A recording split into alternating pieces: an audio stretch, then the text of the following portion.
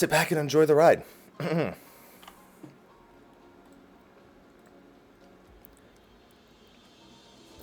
Hey everyone, Mr. Happy here, and in this video we're going to be going through a walkthrough for Bardam's Mettle. That is the level 65 dungeon for Final Fantasy XIV's latest expansion, Stormblood.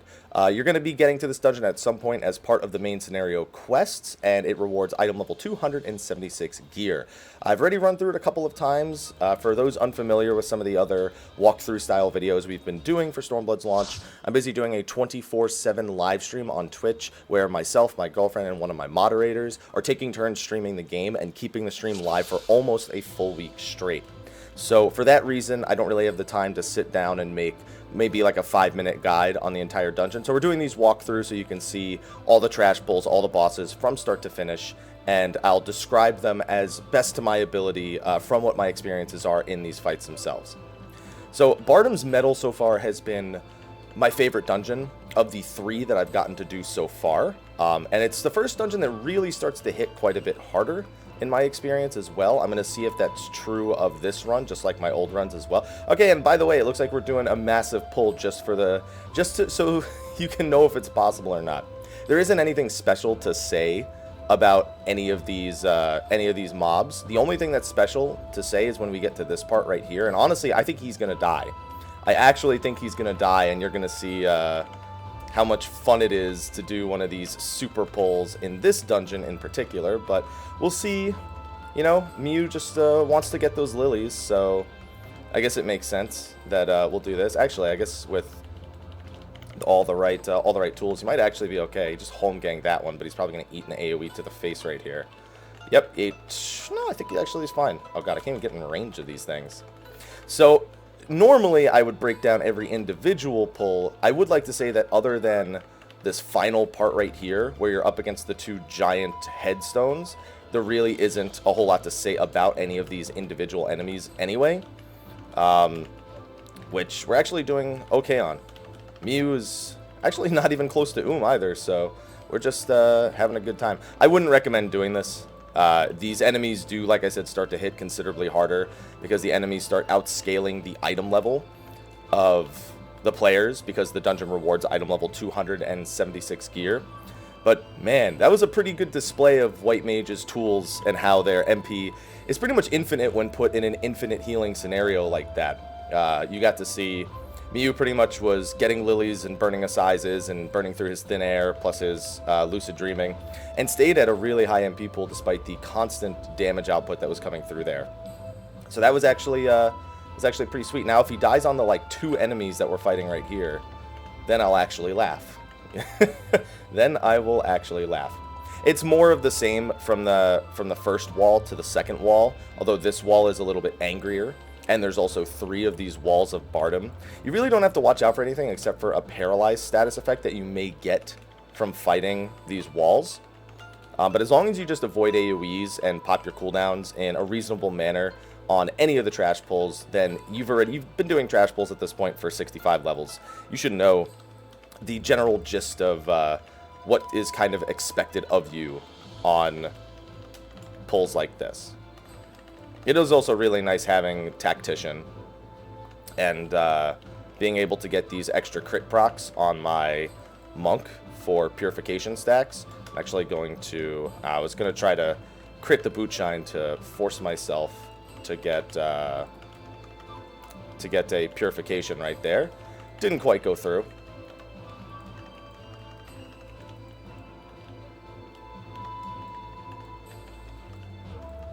And alright, and that's all the trash up to the first dungeon, or to the first boss. So the first boss here is Galura, and it's a pretty straightforward fight, but it may confuse players the first time around. So if you look around the outside of the arena, you'll notice that in 4 sections of the map, oh, my perfect balance isn't back up. On 4 different sections of the map, you'll see different groups of enemies that are hanging about. You can see that there's some lambs over there, there's some rams over there, and there's actually also Coeurls that can come out after this first set right here. So when the boss goes to cast this ability, Rush, it does damage based on proximity. So you have to be farther away from the boss in order to make sure that you don't take lethal damage from the attack. After doing that, he's going to roar, and the nearest enemies or the nearest other NPCs, the lambs and the rams and whatnot, will all have a little exclamation mark above their head. And then they'll each do a different type of AoE depending on which mob it was that actually was aggro. So for the rams, they'll do a line AoE attack. For the little lambs, they'll actually do a tiny circle AoE. And I know I'm not playing monk correctly right now. I'm just trying to focus on describing the fight. And finally, as you can see here, we have Coerls, which will do a conal Mega Blaster attack, which places Paralyze and does some damage to people. So I'm going to drag it over towards the Coerl, so you can get a feel for this one. I'm also going to use that. And also, after he roars, he stuns people. So he stuns you so you can't move for a second, and then you got to get out of the AoE that's there. If that hits you, then it's just going to paralyze you and deal a bit of damage. It's pretty straightforward. It's just that rush attack, you won't really know what's coming the first time you do it if you haven't seen the videos. So I expect that some people will kind of get bombarded by the AoEs and have trouble. The only other attack you really have to worry about here is Crumbling Crust. Heave obviously is a conal AoE, but Crumbling Crust drops a few small circular AoEs around the boss's vicinity. And what's it called? What happened? Oh, sorry about that. No problem. I got you. Well, remember on YouTube when I mentioned that I did have my moderator here as one of the people who was sharing the stream. He just had to come in and grab something. I can't really cut that from the video. I don't feel like it forces a need to restart the video, so we're just going to keep going as is. So, yeah, and Crumbling Crust, like I was talking about on that boss, all it is it's just a few small AoEs that spawn around the boss. Just, you get hit by them, they do some damage. You don't get hit by them, they don't do damage. So, they're pretty short cast time, though. So, just kind of, if you really hover inside the boss's area or you move very far away from him, then you won't have to deal with Crumbling Crust. Oh, still had the Earth Tackle on.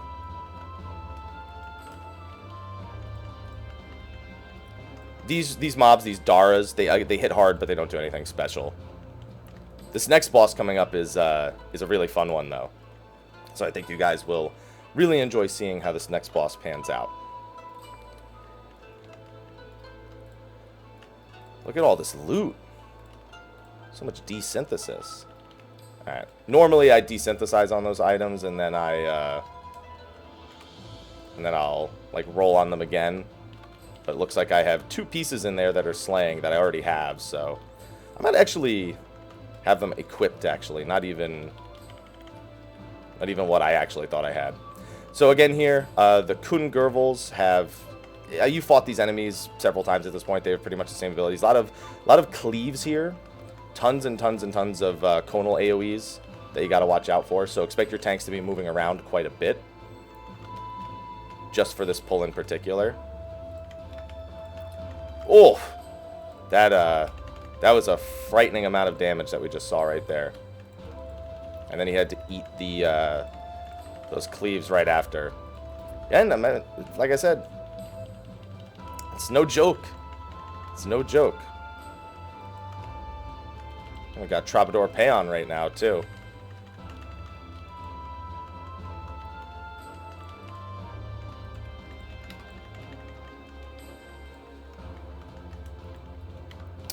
And we're good. We're on to the second boss.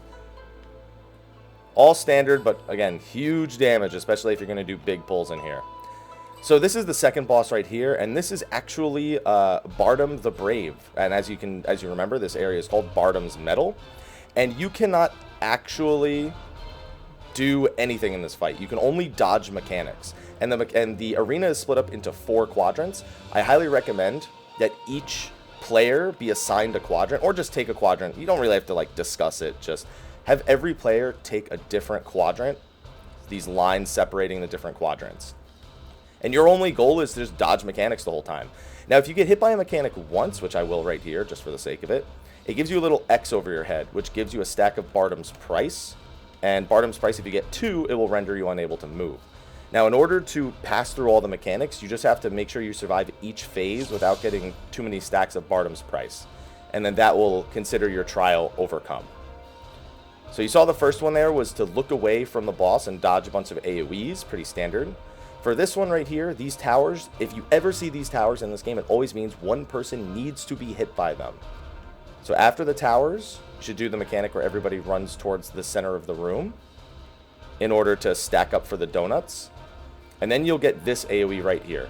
So it'll be one AoE that comes once, and then I was trying to describe it, and then I just didn't do it properly. Getting hit by it once is okay, though. And then you just sprint around and run in a circle, avoiding it within your quadrant. And then everybody just needs to run behind the boss for this one. So this person is chained up, so they technically failed the mechanic, which you'll see here in a second. That's what it looks like when you actually don't pass Bardam's trial. This right here. After those star shards drop, you're on to the next phase. So the majority of us passed it, so it's fine. Nothing bad happens to us. For this final phase right here, again, it's just a bunch of dodging AoE. So you have the Looming Shadow, which you're going to have to watch for a meteor that's coming down. Meteor Impact. He'll break the first 2 star shards and turn them into Bardam warriors, and now there's just a bunch of AoEs that are going to come out. You have the AoEs from the first phase. He pulls you towards him. Then he does this AoE right here, which is really hard. I had a really hard time dodging both of those when I tried to do it like that. I don't recommend doing it exactly like that. But you just need to dodge all those AoEs by running towards the Warriors of Bardam at the same time as that other circular AoE is coming out, and doing your best to just not get hit by 2 of them. Finally, whichever meteor is left alive at the end of the fight, hide behind it to not get hit by the actual meteor. Whatever shard is still alive, hide behind it to not get hit by the meteor. That's called line of sighting. If you've never done it before, you've probably done it quite a few times at this point. I don't think any of us even grabbed the chest. So there's literally no damage in that entire fight. You can't tank anything. You can't damage anything. That's it. You just do all the mechanics and don't screw it up. Now this last little part right here gets very Indiana Jonesy, which is pretty nice. These enemies, nothing again too special about these. However, keep an eye on that iron ball. As the enemies here die or get closer to dying, that iron ball is actually going to roll straight down the middle of this path and crush anyone in its way. It's not lethal, it just does some damage to you. But if you're like, you know, a tank who's taking some hits and all of a sudden you eat that to the face, well then, you might die. It's not going to be the end of the world, it's just, do you want to die? Probably not. So, that's my advice, just don't get hit by it. See? There you go. And as you can see, he just ran right through it and took a little bit of damage and then just went on with his life for the video, probably. This part right here, I just recommend pulling the mobs off to the side immediately because there are 2 balls that are going to come down right here. I think he actually managed to avoid the damage. After those 2 balls roll past you, you're fine to do bigger pulls should you desire. Not that you have to, keep in mind. Just if you want to, I'd wait till those actually go away. And then just kill these mobs. There's nothing all too special about them. Oh, I gotta get my mouse over macro for goat at some point. There's a lot of AoEs going around, but the main reason why I like this fight is just because it almost feels like what I'd expect from Stone Sky Sea. You know, if it was actually trying to train people to recognize mechanics more directly, the second boss.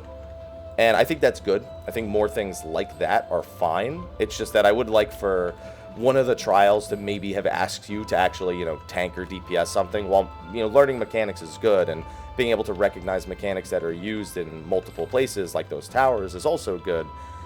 It's also good to make sure that you're asking the players to, you know, perform their job or their role. Alright, we just have these 3 right here. They hit hard, but other than that, have a good time. Shout out to the people who queued up with me for this dungeon. We have Muni Evans. He is the honey yellow healer that you're seeing just spam holy to DPS these things down. He stunned them. He didn't even try to move out of the AoE. He just wanted to holy. I see those thin air holies coming out. And he's having a good time. A good display of the near infinite dungeon MP that a white mage can have. We have Milo, who's a member of our Dream Network over on Twitch. He's the tank. And we have his friend Awesomus right here, who's a bard who's been killing it as well. So shout out to them for helping with this little dungeon run while the servers are working.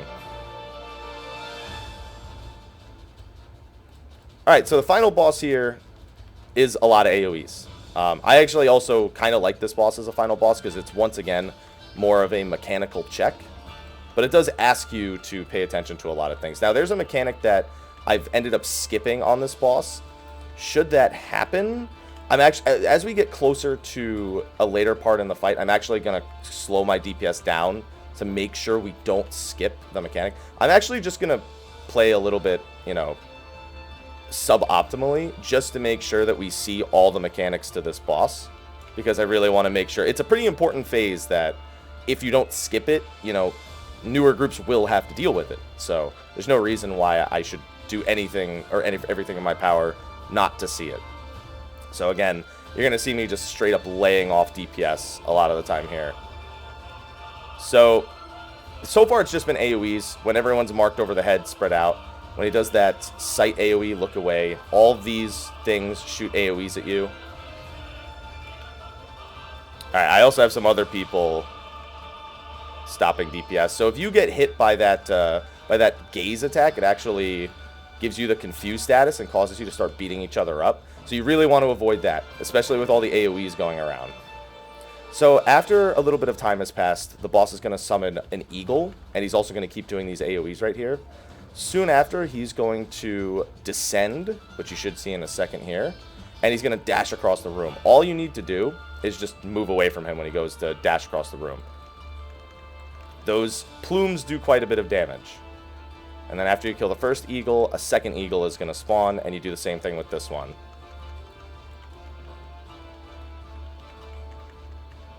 Same deal, he's always going to land right next to you pretty much. I've done this dungeon, this is now the third time, he's always just landed right next to where the eagle spawns. So as long as you just, you know, play it close, it just does some damage if you get hit by it. You know, you've been hit by mechanics like that before at some point. Siren from the original Pharaoh series comes to mind as a big one. So some groups, if your DPS is really high, that might be the last major mechanic that you see. If not, there is an entire phase that we're going to try to avoid skipping right here. Again, spread out for these. I don't know exactly when the transition is. If it's time-based is the thing, so I'm trying to make sure that we don't get him too low here. Yeah, so we're holding damage right now, waiting for the mechanic. They asked if they wanted to hold, just to make sure we can see everything. Oh, okay, so 9%. So that's actually consistent with the first dungeon I did, where at 9% he actually auto-transitioned as well. We killed him in the middle of casting an ability, however. So now there's going to be constant rings of AoEs along the outside of the arena. And the boss has a right wing and a left wing. So he's going to alternate between two attacks. He's going to alternate between the Featherfall attack, which does AoE damage, or the Flutterfall. And then he also marks someone with that marker right there. And that will knock people back towards the outside of the arena. Your goal is to just make sure it doesn't knock you into all the AoEs and you get murdered. Other than that, as soon as you kill one of the wings, feel free to LB the wings if you want. He'll stop doing that mechanic. And when you kill both the wings, he'll be stunned for 5 seconds, and then you can finish the fight. Easy. So very active fight, very AoE intensive, very marker intensive. So glad I got to show you all the mechanics. Thank you again to the people who joined me in this dungeon for allowing us to actually show all the mechanics. Miu's going to celebrate it a little bit over there right now. And that's going to be Bardam's Mettle. I'll have a full-on concise guide sometime a week from now, a week or more from now, after this 24/7 stream is done. But thank you for watching this video. Be sure to like, favorite, subscribe, and share, and stay tuned for all the Stormblood dungeons, primals, all that stuff. I'll be getting that to you as soon as possible. Thank you for supporting the channel. I'm going to get back to my Twitch stream now, since I haven't been talking to them for the last 20 minutes, and I'll see you guys later. Until then, take care.